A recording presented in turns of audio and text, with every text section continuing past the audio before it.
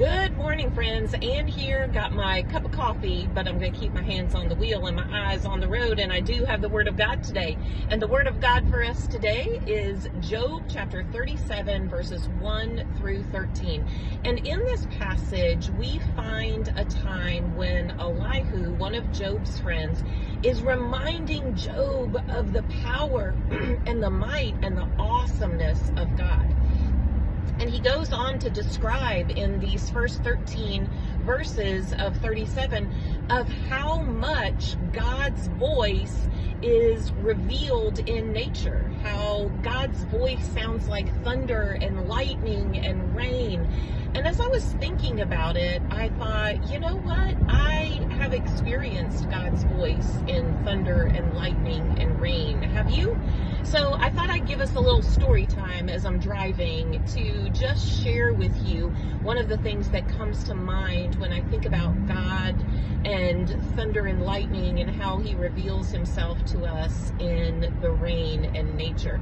So when I was growing up, there were 3 years that my family lived in Nigeria. My dad worked over there for a mission organization, and my mom and my brother and I were all over there. I was young, very young. I was in 4th, 5th, and 6th grades. And I remember a time when my brother and I were coming home from a friend's house and we saw rain approaching us. Now, it wasn't just like a little light drizzle of rain, but it was like a wall of rain. Have you ever seen that where like a wall of rain just moves in and it's almost like it's about to consume you? It's about to take you out and take you down.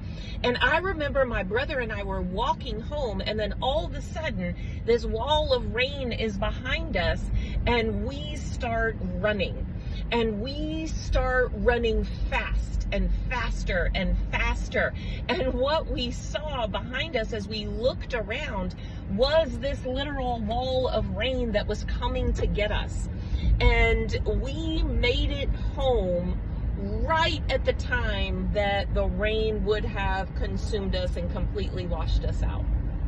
And friends, the reason that I tell that story is that that story reminds me of the way that God chases us down.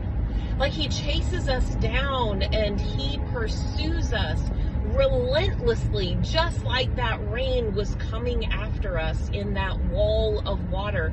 And he would not be deterred. And friends, that is how God's love and grace chases us. It's not his condemnation. It's not his hate. It's not his judgment that chases us, which is what so many people think when they think about God.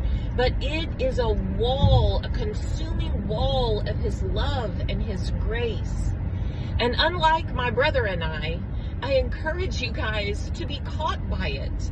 Don't run from it. Don't try to avoid it, but just stop running and totally stand there still and let it consume you. Let it wash over you. Let it renew you. Friends, nature is a beautiful classroom for us so that we can learn about worship, so that we can learn about God. I hope that you spend some time in nature today and let nature teach you. Have a good day.